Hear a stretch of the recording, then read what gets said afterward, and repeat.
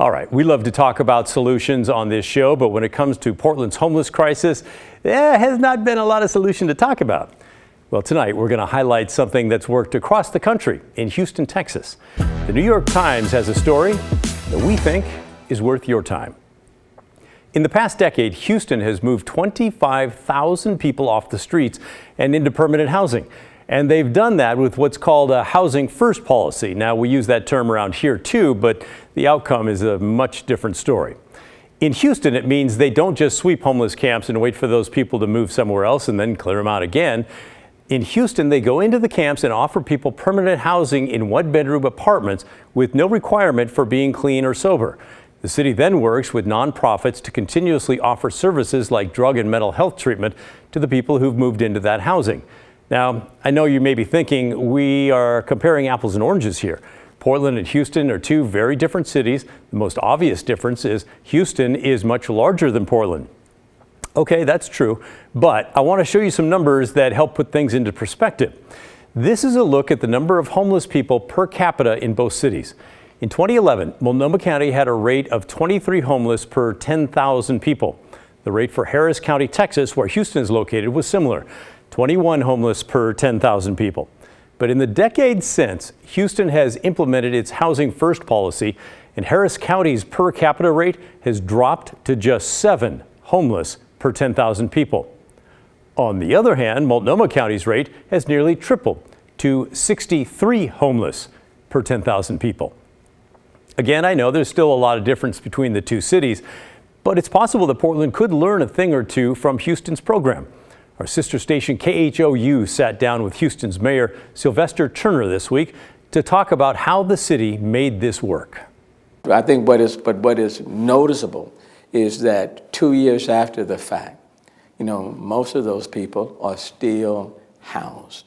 And that's because of the permanent wraparound services. Because in many cases, we don't wait for people to get themselves clean or stabilized, so to speak. So if there are persons, for example, substance abuse, you don't go and get yourself detoxed and all of that, and then you qualify. Or if you're suffering from mental behavioral health issues, it's not like you go and get the treatments and you stabilize and then you are housed. We kind of do things all at the same time. We get you off the streets, we get you in an apartment, and at the same time, we provide the wraparound services all at the same time. We are not abandoning them. We are not putting them in an apartment and then walking away from them. We are putting them in an apartment, but we come along with them. We come with the services that they need, whether they're mental health services, substance abuse services, they need assistance with training, they need to be able to navigate to where the services are. So all the groups, the nonprofits come along with them. All right, but what about people who don't want to move out of the camps? Well, the mayor says a big reason this program has been so successful is that outreach workers are very persistent. They don't just approach someone once and then walk away if they say they don't want to move. They might revisit 5, 6, 7 times to convince them. The mayor told a story about helping get one man into housing. We went back and forth. And the first objection he made is, look, the shelters don't allow pets. We said, we can address that. You can take your pet. And then he said, there are various curfews and there are restrictions. They don't particularly like restrictions at shelters. So we said, okay, we can address. We're talking about putting you in your own apartment, your own unit, okay? And then they said, well, then there was a great deal of distrust. You're just trying to fool us. And then we came back and said, why don't you allow us, we'll take you, your pet, whatever belongings you want, we'll take you to your place, and then if you don't like it, we'll bring you back. And it was at that point that the person said yes, and the person was effectively housed. Well, that sounds pretty good. The mayor says Houston has not solved everything, though. There are still people living on the streets and in camps, but they've made huge progress in the past 10 years.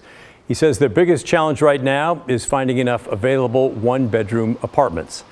Sound familiar? Also a huge problem in Portland. In fact, Multnomah County has started offering incentives to landlords who will rent vacant units to homeless people.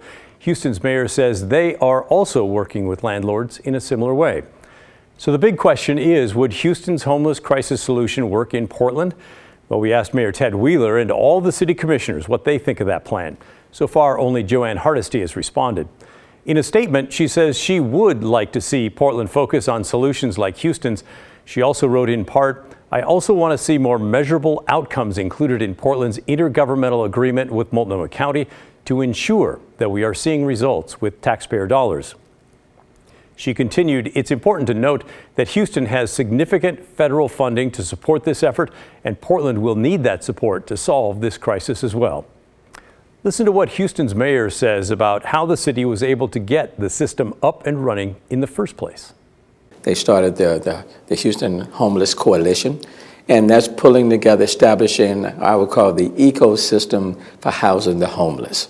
That's that network of pulling together all the different providers, the nonprofits, and getting them all under the same umbrella where people are working together and not at odds with one another, where it wasn't in silos, but everybody was moving in the same direction